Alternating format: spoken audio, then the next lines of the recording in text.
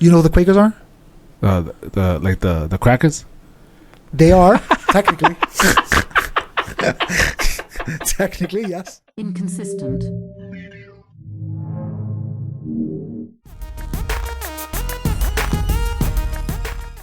People are complicated, right?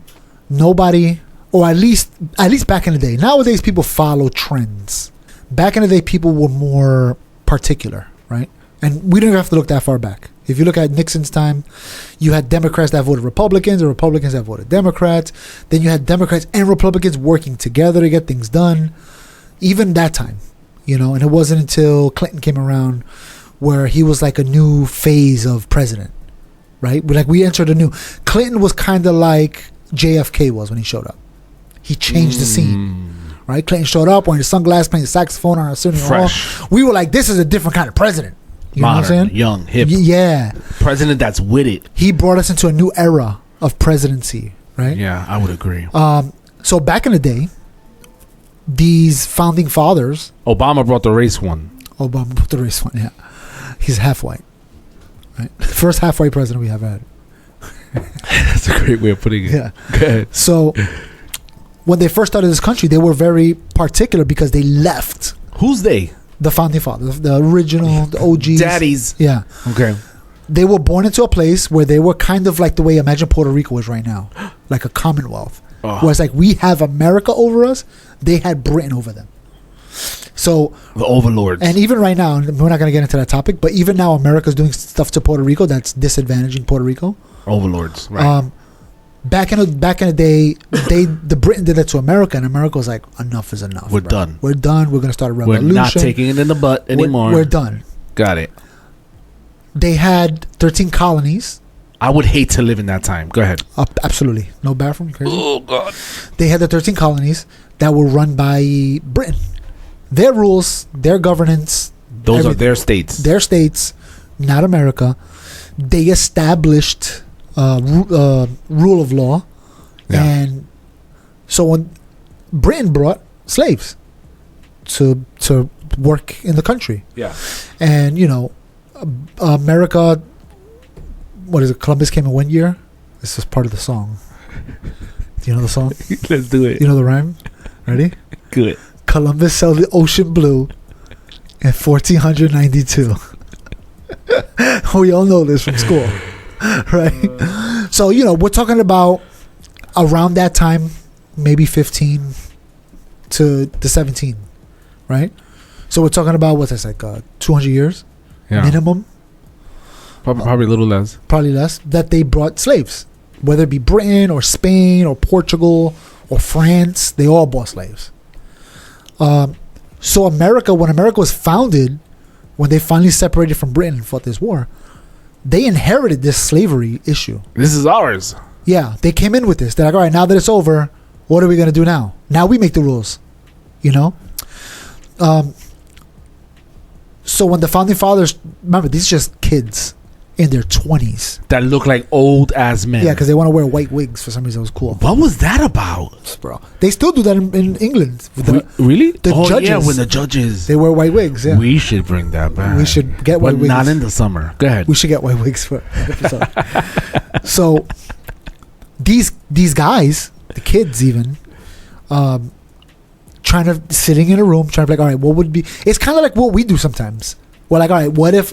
The episode I'm going to post on the 20th is when the power goes out, what's going to happen? And we kind of had a conversation about that. Okay, yeah. Okay? Yeah. That's kind of what they did. They're like, all right, now, as a country, how would we run this? How would we want, And the conversation of slavery comes up, and then they going back and forth. Some people are like, we got to get rid of it. We're writing a Declaration of Independence that says all men are created equal. So does that mean them too? Are they men? Right? Yeah. Do they count? Do they count or not? And now they got people that remember there's 13 colonies, so there's representatives from each colony. They're sitting in it, and they're like, "You're not taking away my property." You know what I'm saying? So in the original, remember they wrote right, because I own 30 of them. Now you're gonna tell me that these people are free? You're free? You're bugging. And this is how I make money. Yeah, I'm not gonna go out there and pick cotton. Yeah, no way. This is all I have right now is cotton. And I don't have enough. I don't even know even if I wanted to do it, I don't have enough family Children. to replace the amount of labor I have in these fields. If I got 30 guys in the field, I don't got 30 kids Yeah. or family members that are My gonna business is done. done. We're screwed. So and then also, and then that's let the North free. The North received the cotton and they turn it into clothes or whatever. Their factories are like, if you slow them down, Then we got nothing to sell. that ruins our produce. business. Yeah. So we can't do this just All around, we're screwed. yeah. So So the children writing the Founding Fathers, aka children. basically children, yeah, they're in their 20s. I don't think any of them was older than freaking 30, unless I think George Washington, which never really, he lost more fights than he won. Yeah, he was a loser. He was a loser. Yeah, he was a loser. So Thomas Jefferson was writing the Declaration of Independence, and he added to get rid of the slaves in that original, in in 168 word passage, he was blaming Britain and King George III for the transatlantic slave trade, and he described it as a cruel war against human nature, right? So Thomas Jefferson is writing this down as basically saying this is wrong. And then he passes it over so everybody can read it over. And the southern states are looking at it like, gotta take those words out, brother. Which words were they again? Read it again. About the slavery. He's blaming King George III for the transatlantic slave trade. And he described it as cruel war against human nature. So what he's saying is that this is wrong. Okay? Inclusion of this language represented a bold moral denunciation of the institution at the highest level of revolutionary discourse. All right? They got rid of it, though. Right? I don't know if you know this, the history of the way they wrote the Declaration of Independence. There was a different draft of what we have now. There was a different government we had originally that they first tried to figure out. Everybody sent a representative, then amongst the representatives we could figure out the laws. And they fought. Yeah. But everybody was like even, so it was hard to get things done. Basically they had no power. Right. And eventually people were like, why do we even bother with this? Nothing's happening. So they had to rewrite it to give a president and a vice, then a Congress to represent. The original government they had just became Congress. Yeah. Then they had to bring judges to rule the law. But they knew enough that there had to be order and there had to be a structure. Yeah. We had to give the mic to somebody. There had to be a president. What his function is doesn't matter. There has to be this thing that we'll figure out what this thing does. Then there has to be this thing. We'll figure out what this does. Ultimately there has to be somebody making decisions independent from the rest of us. And we can change that guy every few years. Yeah, if we don't like what he's doing, we can get him out, get him out of here. Yeah, we give him 4 years to prove himself. He does. We don't like him. Get him God, out. you just reminded me of when I was in Red Hook and they were trying to do the whole civic. They were trying to build this whole community organization, and they failed because no one wanted to agree that there should be a governing body. The people that wanted the governing body were seen as male alphas, and that killed the vibe. Go ahead. Oh my God, I felt like I experienced this a little bit. So good. So they were doing this, mind you, they were doing this in bars. They were sitting down drinking straight up. There's some of these bars exist in Manhattan still, downtown Manhattan. Yeah. So fights were brawling. Yeah, exactly. People were getting emotional. They would close the doors. Literally, that's what they would do. They would go into the bar, close the door, and just amongst these 15 guys, hash it out. They would just hash it. And they'll be arguing back and forth. This is dumb. We can't do this. We can't get rid of this. So while they're going, mind you, a lot of this conversation happened before they even fought Britain.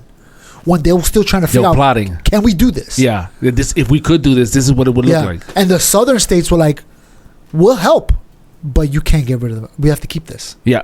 Whatever you do, we're with you. Just you cannot touch this. This is us. The South wanted that. And the North was like, we can't win without their power, without their manpower. They folded. They even George Washington was from the southern states, from Virginia.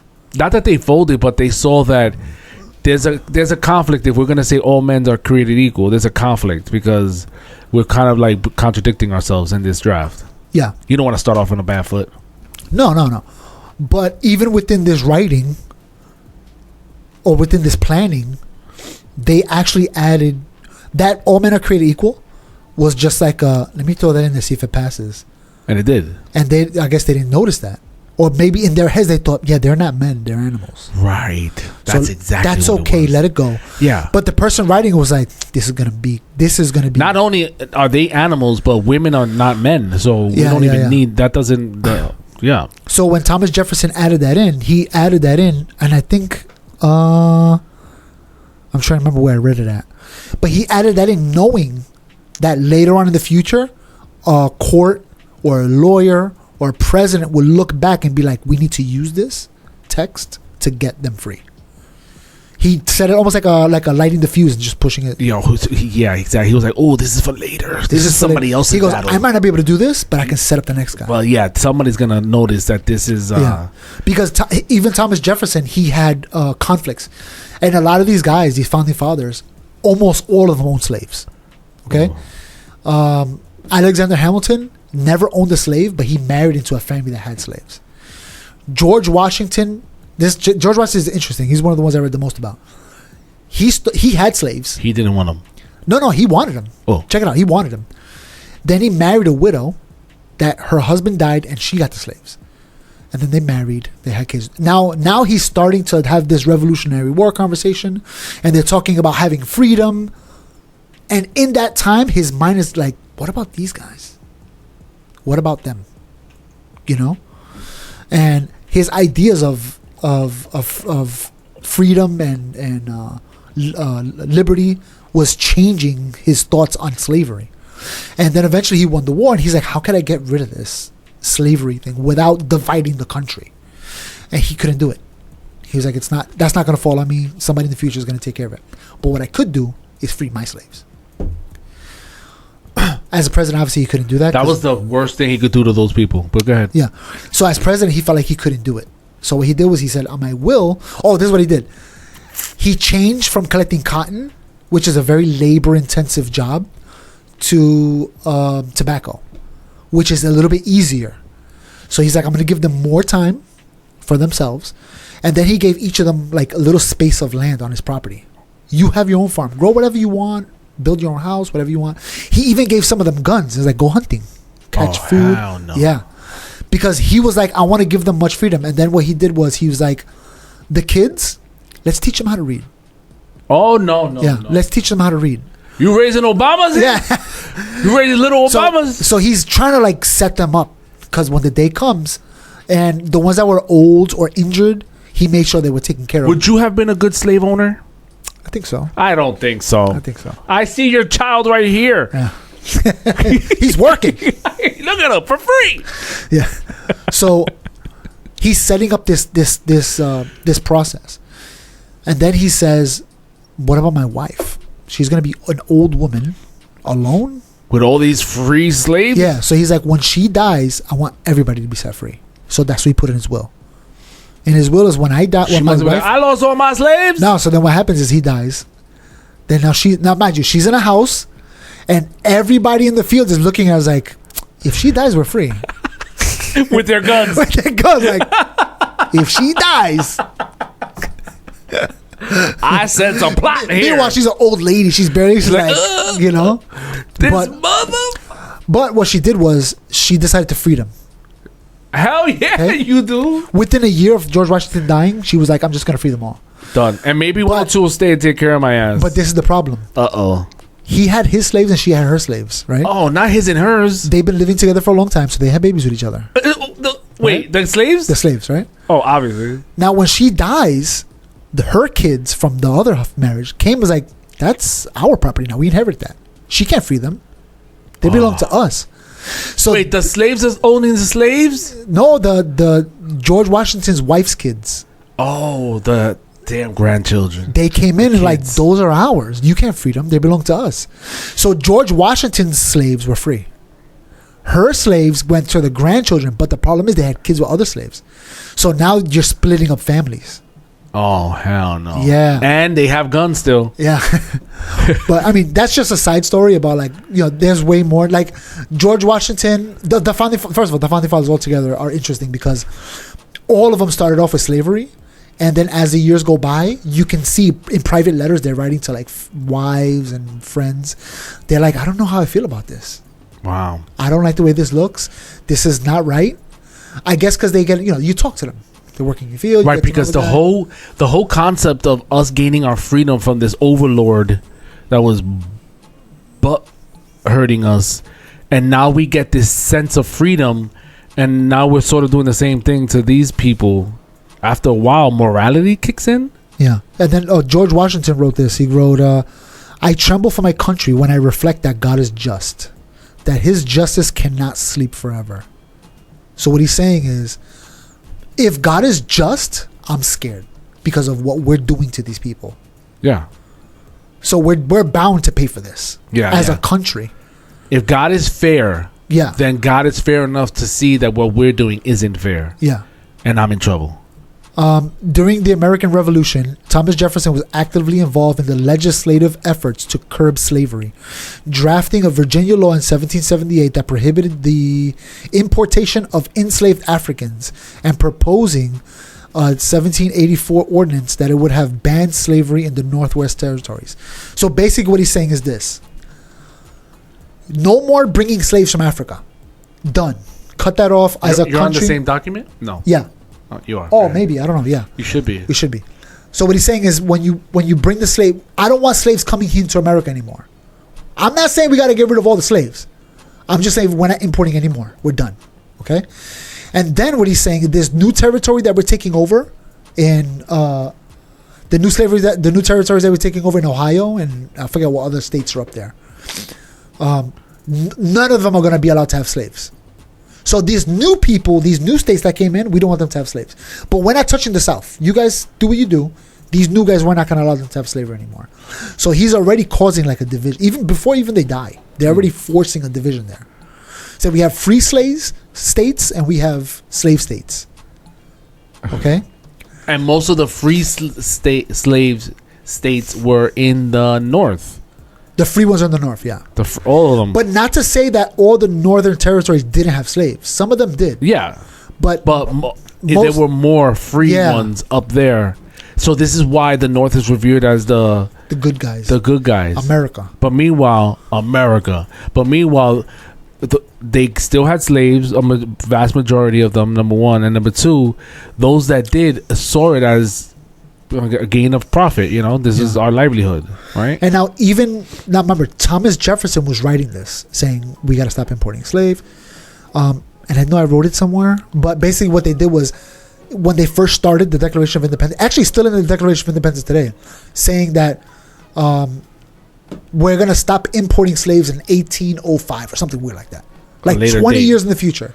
So because they knew... Get your slaves! Basically. They knew that they were going to stop it. They're like, hurry up, import as much as we can. Hurry up and get your slaves. Yeah. There's a deadline. So because there was a deadline, they kept importing more and more. So they ramped up the slave trade in America. Meanwhile, they're trying to stop it. Right? And then once the slave trade stopped, they got 20 years. They're like, all right, let's get some babies going. We got to multiply these guys. Like cattle. Yeah. Right. So even though they were trying to get rid of them, to get rid of slavery... The other states were like, we got to ramp this up because we have a limited amount of time. Okay? In saying that, Thomas Jefferson still had 600 slaves. Even in saying that. Saying, I want to free them, but I'm going to keep my 600 I'm going to keep my 600. Not only that I have 600, I got one that I really like and I'm having some kids with. Woo! His ancestors are still alive today. They're all black. They're still slaves? No. No. They're Thomas Jefferson's ancestors from the slave. What's her name? Hold on. I got her name in here, I think. Oh, man. You just hurt me. I'm like, oh, my gosh. Oh, this is something he said, though. He said that they were inferior to white people. Highlight it so we can see what you're looking at. Oh, I'm not. That's Damien. Yeah, right there. No, you highlight it so he can find it. Yeah, he can't see what I'm doing. Oh, unless you give me the mouse. You highlight yours. Oh, you can see there? Oh, okay. My bad. They're inferior to white people. Oh, this is the lady's name right here. Sally Hemings. Okay. So she was an enslaved woman with whom he fathered children.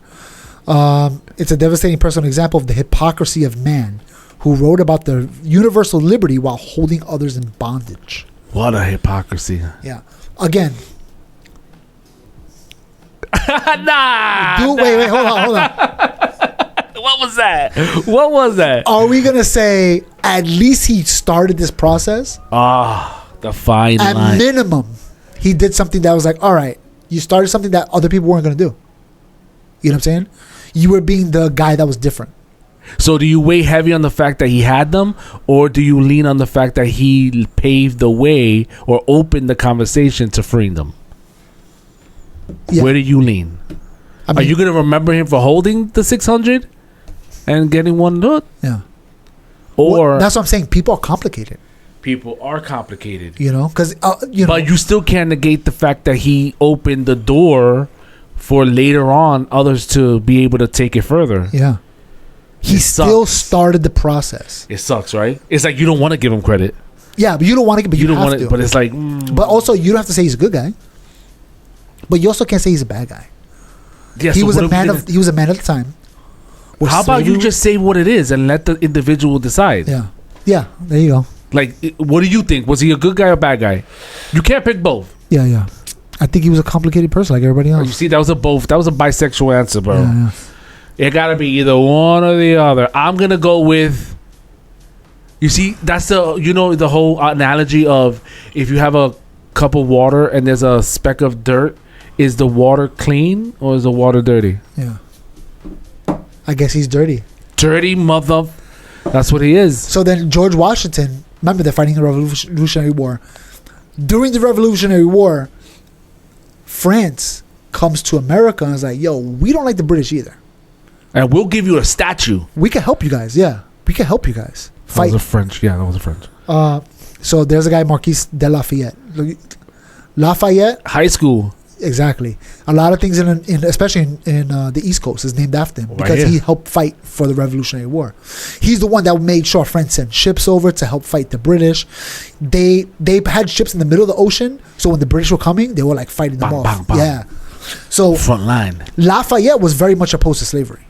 So he's in George Washington's ear, telling him like, "Yo, are you fighting for freedom or not?" Oof. You know what I'm saying? See, so I want to live in those times for that. Yeah. For the beef. Okay, go ahead. So then another thing that George Washington had going for him is that during the Revolutionary War, he had slaves fight with him. Not just slaves, but also free blacks. He's like, we're fighting for this country to be free. And they picked up guns and they're like, we'll help you. Right?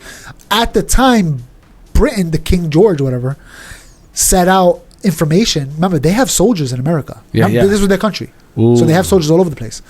So they told the soldiers, tell the slaves, if they defect and fight for us, we'll give them freedom in Britain.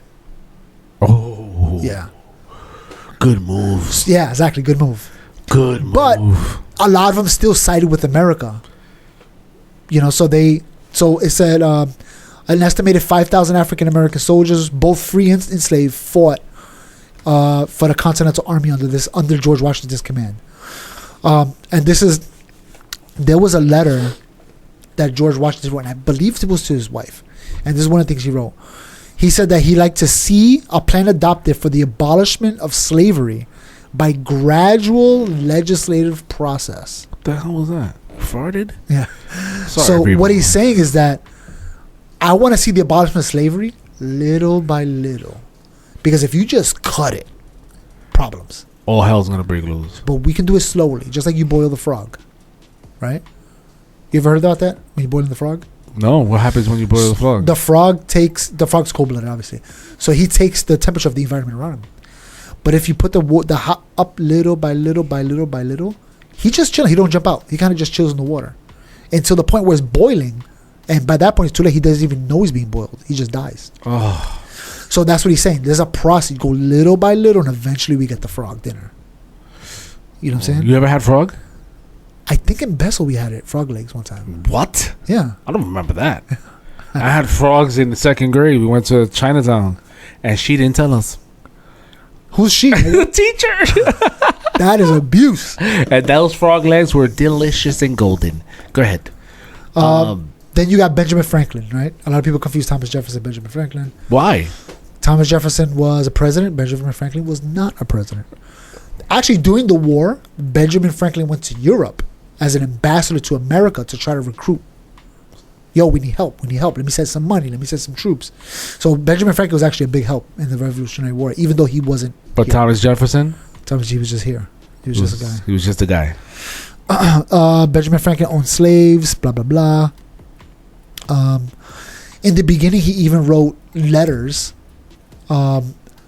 advertising that, hey, a slave got loose. Let's capture this guy. Because he owned slaves. So this is another thing that they had going on. The South, during the beginning of the country, they're like, you have free states and we have slave states. What if our slaves go to the North? Are they free? And we're like, we got to make a compromise. Vice versa. We got to make a compromise here. Wow. Like, what are we doing here? So the North was like, fine. If they're come to our land and they're yours, we can enact a fugitive act and put them to get under arrest and we can send them back. Like, we'll make a deal with you. Boy, it really sucks to be a slave. Yeah. Jeez. And then, side note, there was groups of people in the North that were from the South or had connections in the South that would capture free people that were never slaves in their whole life. Capture them and ship them to the South and turn them into slaves. Oh my God, the rapture. Yeah. And that movie, 12 Years a Slave, you ever seen the movie? I feel like I did. It's about that. Jeez. The guy's free. And, they used to walk around with a piece of paper saying, hey, look, I'm free. Yeah, leave me alone. yeah. And they would just get rid of it, throw it out. You're going down south, done. You're not free no more. We'll never see you again. We'll throw you into the freaking fields. We'll never see you again. Franklin's views changed significantly during his years in London from 1757 to 1775, where he was exposed to abolitionist ideas, particularly those of the Quakers. You know who the Quakers are? I wish you would highlight so we could see what you're reading, but you know who the Quakers are? The crackers? They are, technically. Technically, yes. You're right, yes. Okay. The oatmeal guys. Yes. Yeah. Go ahead. All right. So mind you, he was in Europe for 20 years, pretty much. Then when he came back, At the age of 81? yeah, 81. God, he lived forever at that time. I mean, yeah, geez. Wow. He became the president of the Pennsylvania Society for Promoting the Abolition of Slavery in 1787. Ooh. This organization was founded by the Quakers when? 1775. Philly got the history, bro. You ever did the whole Liberty Bell and the whole independence? You did? Okay. So America, the Declaration of Independence was signed when? 1776. And in 1775, the Quakers started this organization, the Society of Promoting the Abolition of Slavery. In 1787. No, that's when he took over, but they started in 1775. Founded in 1775, was the first of its kind. Franklin's final public act, just 2 months before his death in 1790, was the signing a petition on the behalf of the Society to Congress, which called on new federal government to cut the cancer of slavery out of the American body politic. So he called it a cancer on America. Wow. Because he knew this will grow and take over the country if we don't get rid of it. Wow. Yeah. And they would, mind you, they had slaves. Most of them. I don't know if... Right, because you would figure every slave owner had, 10 to 1? Yeah. At least? Or 5, whatever it was more than them. The owners were outnumbered, so eventually it would be a takeover. Yeah. I mean, if it would have kept going, who knows what would have happened? They would have put a limit. They would have enacted laws like you can't have more than 10 per acre of land. All right, so tell the audience real quick what your plan is about, because this guy loves history, you know what I mean? He obviously didn't pay attention in school in history, unlike me. Well, the hope is that every week... Quakers. Every week I would, or every day even, I don't know yet how I'm going to do this. Oh, follow this guy. But I want to give a quick synopsis of each president one by one. The thing is, this topic, you can't cover this topic in one sitting. Because there's so much involved. It's not just one guy. It's all of them had this conversation like, we got to get rid of this. We just can't do it now. Right. We need the manpower to fight these Britain. The Britain is the biggest, strongest army in the world at the time. And America's just 13 colonies of farmers. Oof. So they're like, how are we going to do this? We need everybody we can get. In fact, we need other countries to help us too. We can't do this. You know what I'm saying? So they were like, we have That's to like be, the first UN. yeah, basically, yeah. Because these 13 colonies, originally they functioned as basically their own countries. And it wasn't until they wrote the actual Declaration of Independence that we have today where they made a united federation of countries, what now we call the United States. Okay. All You know right. what I'm saying? All right. So where can people follow you and like your content? Hold on. Let me just talk about these last. Let me fast forward. You're gonna fast forward. Yeah, David, just go down to the chart. You're going to see it when you slide down. All right. Let's just talk about this last thing, the compromises. Compromises between the two sides. The two sides. Okay. They made 3 compromises, and one of them was the 3/5 compromise. Right? I remember this. The 3/5 compromise is this. The South had mad black people. The North had less. And they were like, when they're forming the Congress, they're like, all right, what you're going to do is by population. And they're like, you guys have mad people. Way more people. And not only that, you don't even let them vote. So They're slaves. We're going to count them in your population, but they're not voting and picking laws. You guys are. So that's not right. So what we have to do is work something out. There's math. So for every 3/5 compromise, so every person is 3/5 of a man or whatever, or 3/5. I can't remember. So it takes 5 of us to make one man. Yeah, basically something. Woo! I like the sound of this, honey. It becomes eligible, blah, blah, blah, blah. And increase the political power and find middle ground. So does that mean that the slaves had a vote only in 5? They didn't have a vote. They didn't. They just counted as population. So That's why the North is like, we can't give you all that power. Because we will all be slave owners by the end of this. Because you'll have all the votes. So, okay, we're going to do votes. And for every 5 people, you get 1 vote. Yeah. And you got to use your vote wisely on what you want to do on any given topic. But you got thousands of people more than us. Right, so we're going to divide it. So every 5 only counts as 1. Yeah, whereas one of us is 1. Yeah. We all get 1 over here, but y'all get only 5. So if we got 1,000 people and you got 10,000, you still have way more votes than us. Right. So we can't do that. Especially because they're not going to vote. You're not going to let them vote. They're not going to have a legislature. Sounds a little bit more like the electoral college process. Yeah. So the North is like, we'll give you 3/5, so you do count some of those numbers. But we can't give you everything because then you're always going to win. You're always going to win. Democrats. And if we let you win, then we'll all be slave owning states. All be gay. So we can't do that. And remember, they have something in mind, like we got to get rid of this. Yeah, eventually. So they have to. This 3/5 compromise was to help free the slaves. Well, people don't look at it like that nowadays. They're like, oh, they only look at us 3/5 of the person. Wow, they only counted us as a quarter of Meanwhile, they're like, we did this to help you. You guys don't understand the nuances. How do you think you got here? Yeah. Wow. Congress would not ban the importation of slaves of people for 20 years. 20 years until 1808. Oh, that's what it was. To allow the Deep South state, particularly South Carolina, Georgia, to secure a continued labor supply. And the immediate impact, postponed the federal ban and inadvertently spurred the growth of a lucrative domestic slave trade. Oh, that's what I was telling you before. Where they're like, we're going to give you 20 years before we cut off the slave trade. And the people in the South was like, all right, bring them in. Biggest orders. Let's go shipfuls. If they die, they die. Just bring as many as you can bring. Yeah. Before it was just like, bring what you want, bring what we need. But we needed votes. There was a point where they were like, just pack the ships. If we got 1,000 of them on that ship and 20 of them dies, who cares? Just bring them. We need the votes. We need them. Yeah, we need we got 20 years to do this. And then this is the fugitive slave trade that I was telling you about, where if they fled to the north, the North would basically like a warrant of arrest. We capture them, we send them back. But then, even within the North, there was people that knew that there were slaves there, but they kind of just ignored it. Because they were like, if they don't know we saw it, it's like it didn't happen. It's like it never happened. Yeah. You know what I'm saying? So there was even police, quote unquote, police forces that were like, we're going to ignore this. But if they come here and say, that's the guy, we have to enforce the law. Sounds like ISIS. Yeah. And that was to protect property rights of slave owners and to ensure the security of their investment.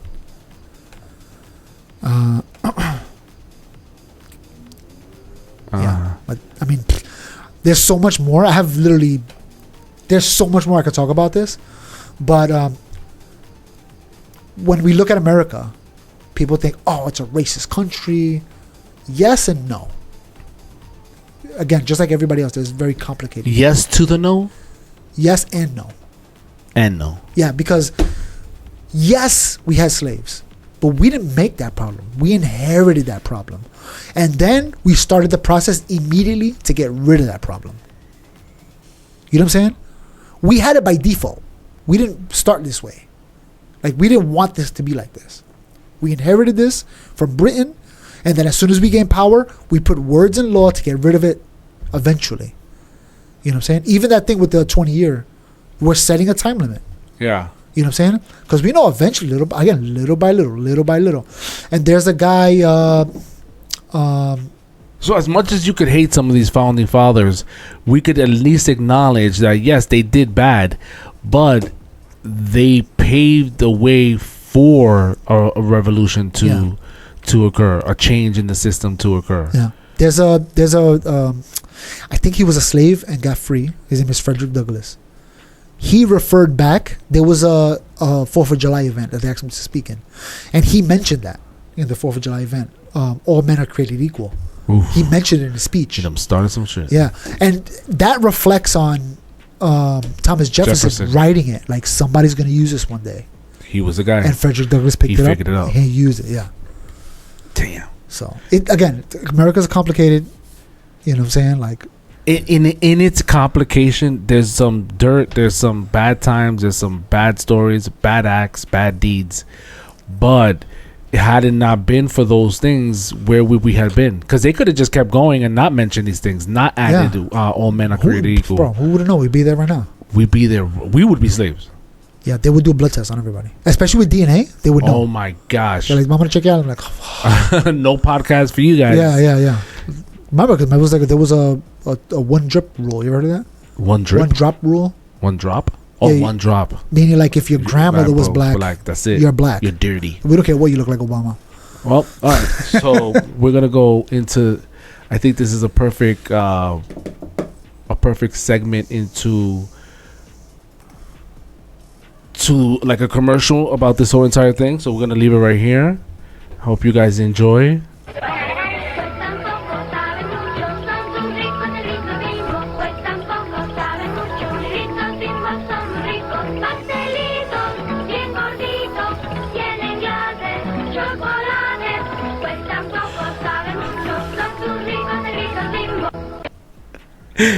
The basement. Oh, no, that's the wrong podcast. Yeah, blame that on the basement. Peace.